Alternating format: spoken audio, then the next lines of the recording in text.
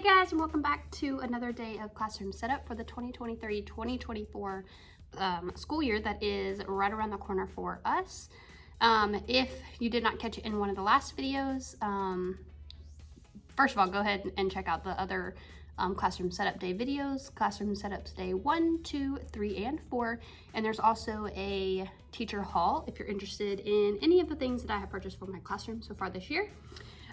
But we got out for the last school year at the end of May, and the students return August 9th, and the teachers returned around the last week in July. We have a couple trainings before then, just for different things, but we don't actually return until like the last week in July. So I'm going to give you a quick tour around the classroom and show you some things that I was able to accomplish in the last 4 days. And I was also up here yesterday, but I did not film because I was only up here for about an hour, and I had my kids with me, and there was lots of people in the hallways, new teachers moving in, kindergarten camp. There was just a lot of people in and out of my room all day yesterday. So I did not get to film, but again, I was only here for an hour, so I didn't accomplish a whole lot. But there are some little things I was able to check off my list. So I will give you a look around my room, and then I'm gonna get started on some projects that I hope to accomplish today. All right guys, so here is a look at the door. Same thing, my affirmation station. That's all the same. I did finally put some things up here. You saw in my last video me hanging this and it was more centered, but then I didn't have room to hang that chart up, and that was something I really wanted up there. So I took all the letters back down, hung the 120 chart, which was not an easy task at all. But yeah, so I did that. And just put a few things up here. I don't really like the way it's all laid out on here, so I'm gonna play with that and see what I have. These are just some other things that I have to put up there. I've started what other teachers refer to as the pile. The sweet face at Early Adventures, I can't remember her name at the moment, but she swears by the pile, and she just throws everything on her rug and then she cleans from the pile. So that's what I'm doing. Anything that's out of place, I've just been putting on the pile, and I'll clean it up from there. But that way it's out of my way. Just random things that all need a home. So these are my crate seats I still have to finish. But I was showing you guys yesterday my library, and I was telling you how I don't want my holiday books out. So once this is covered with a crate seat, these are just some of all of my holiday books. So President's Day, Valentine's Day, more President's Day. So yeah, these are all my holiday books. I also have in this one, it was on my shelf last year. This is what my crate seats look like if you're trying to make some. I honestly can't remember how I got this made, so I'm gonna take one home and take it apart because I want to change the fabric on it anyway, and try to get my husband to figure out how to make a third one. I made them like 6 years ago. So these books right here are educational books that I use to like start a lesson, to introduce a topic. So like this one's about money, that one's about adverbs. These guys right here, a lot of you are probably familiar with. The what is an adjective, the math ones, the nouns, the verbs. These are all like word families or vowels. These guys right here are about maps, map keys. I think we do like a whole lesson on that. Clocks. This one we used to introduce like narrative writing, or writing in general really. This one is collective nouns. I found this at the Dollar Tree. More clocks. I usually read this one on the 100th day of school.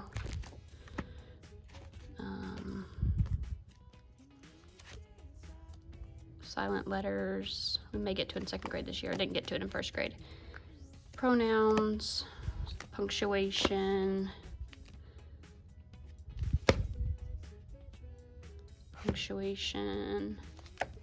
large numbers. They're not really organized by anything except by like all of my what is books are here. All of these math books are here. They're more organized by like size and not really by topic. So that is what is in that one. Again, one of my jobs today is going to be to print some things off that are missing.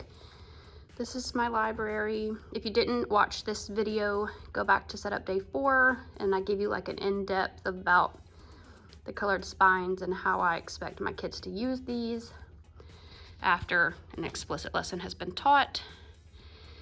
This is, I feel out of breath for some reason, I don't know why. This is just some decor that I bought at Hobby Lobby. I also bought this paper right here at Hobby Lobby. I've had some people ask me about some of my decor, so the buffalo check came from Hobby Lobby. Anything buffalo check probably came from Hobby Lobby. This 120 chart somebody asked me about. It was a TPT purchase, and I printed all the numbers and glued it to some poster board from the Dollar Tree, like thick poster board. This came from Hobby Lobby. I just put reader's gonna read up here. You know the song. And I'm also gonna print off like little pictures of books that we've read to fill up the space. I may have to change the quote eventually, but yeah. I reorganized my board a little bit. I was able to get my schedule cards up here. I put the word the fridge up here. I'm just gonna use this to hang like things that the kids give me. I try to hang it around my desk most of the time, but last year I didn't hardly hang any of them up, and I kind of felt bad because I did the year before and the kids loved seeing it on the wall. So that's what I'm gonna do this year. Let's see. These little racks right here came from Amazon. In this one right here, just some colorful pom-poms that, oh, I dropped one, that I use to hand out if lessons are, I don't know, like my Haggerty lessons. We do it every day all year long, and so by the end of the school year, the kids are kind of like tired of doing the same stuff really. So I use the pom-poms to hand out during the lesson. Like if you raise your hand and answer a question, I give you a pom-pom, and whoever has the most pom-poms by the end of it gets to like move their clip up or whatever. This is all the same. I went through this is all just junk. I went through my teacher toolbox, but it's like tedious things like this that people don't realize what teachers have to do in order to prepare. Like there was so much stuff in here that apparently I just shoved throughout the year. This little decor piece, one of my kids gave me a few years ago. Again, buffalo check stuff came from Hobby Lobby. These borders came from my local teacher store. Yeah. This is a bucket full of Legos. I kind of just store them for indoor recess. Everybody's always wondering how to store their scoop rockers. So this large basket came from Big Lots, and it holds 6 of them perfectly. This area I've never really talked about, but it's just a sink area. That's a water fountain, but it doesn't work anymore. Stuff still just up here that I need to move. I kind of laid out my desks. I saw a video where a girl laid them out in like C's. Like you can see it's like the shape of a C. And I like the concept, but it's taking up too much floor space. So I'm going to adjust that a little bit. I've got my to-do list up here, things I need to print. Still need to send an email about my Air and my Chromebooks. But yeah, so not too much done, just some little things like that, and the fridge stuff and the pile that has grown since yesterday. So that is all I have done so far, which is a lot. I'm not really feeling like filming today, but I'm gonna do my best so I get as much as I can. But I am excited to get my stem boxes done, so I'm going to try to do that. If you've noticed that some of my videos have been really quiet during like the time-lapse part, it's because YouTube keeps flagging me for copyright, so for like the music in the background. So I've got to go figure out what music off of my other videos. The music that I used in my first video didn't get copyrighted, so I'm going to try to figure out what music that is. And you may or may not have noticed, this may or may not be fixed by the time this video comes out, but I just wanted to let you know why it's been kind of quiet. So I'm going to set you up, let you see what I've got going on to get my stem bins in order.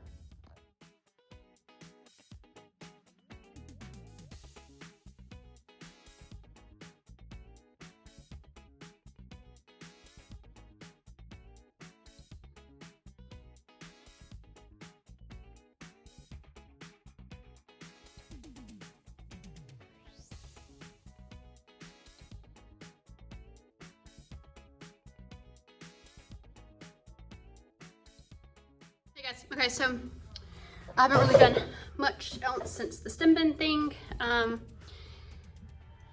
don't know if the stem bin video, I made a whole separate video, so I don't know if the stem bin video will come out before or after this video, but make sure you go and watch that, and it gives you in-depth of what's in the boxes, it gives you in-depth of the labels, gives you in-depth of the hows and the whys and the what ifs, okay? So, but while I was doing that, I realized I had a couple boxes that were either not labeled or I did not ever get the stuff to put in them. So the Hot Wheels, I still gotta fill, and then this maze box I have to fill. So I just thought I would take you along with me. I'm not sure what else I'm gonna get filmed today. So I just thought I would take you along with me so you can kind of see. All I've really been doing is filling those and trying to get my mess cleaned up, because filling that, I had to pull like a bunch of stuff out of my closet that I had already like acquired and things like that. So it made this huge mess. So I've literally just been cleaning that. I've been here for 3 hours and that is all I have accomplished. So I was gonna take you along with me on this so that I can get this box filled. The stem bin video I think is already pretty long, so I didn't want to put anything more in that. But I'm gonna do that, and then I did organize my indoor recess cart. I organized my teacher toolbox, and I organized a little 3-drawer cart on my desk. So I thought I would walk you through that stuff and just kind of show you the ins and outs of what that looks like. I put this little writing thing here. I can show you that. Other than that, I really haven't done much. So I'm just gonna turn my computer and I'm gonna move you so that you can see it. So it looks like this. I'm on Pinterest.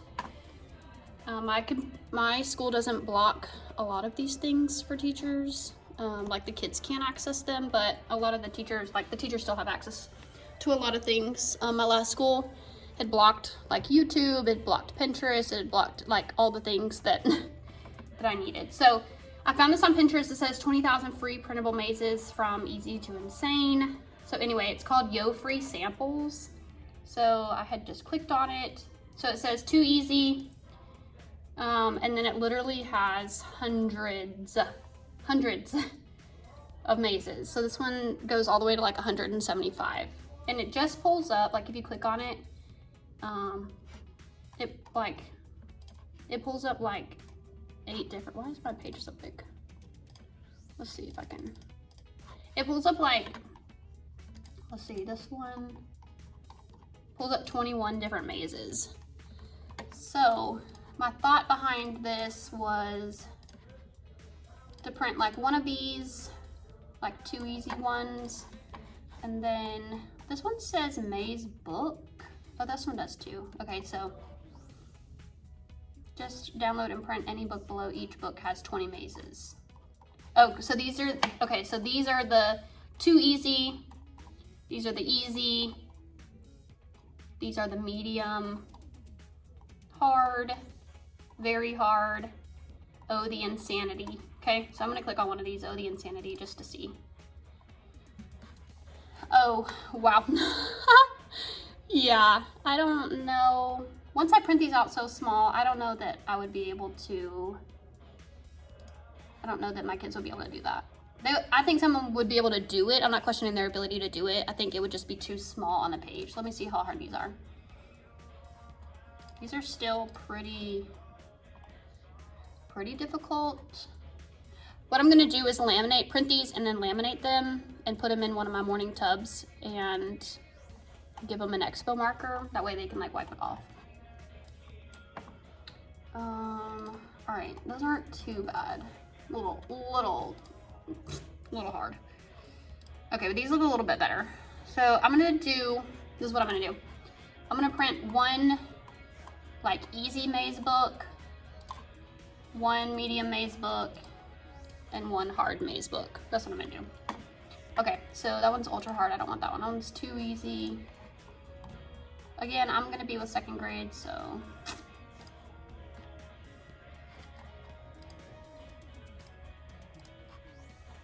They all like, the shapes are the same. They've just taken out some lines or added some lines.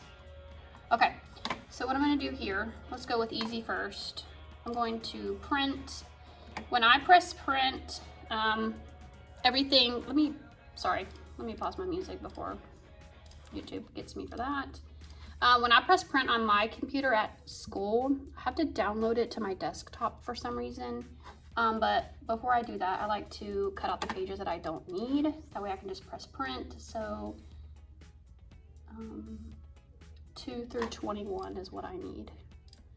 So I just do custom 2 through 21. When I press print, it doesn't actually print. So it's, again, saving it to my desktop. I'm just gonna do easy mazes, save. And then when I get to my desktop, it's here. Oh, okay. And then when I press print, what I'm going to do is print 4 pages to a sheet, because this is how big my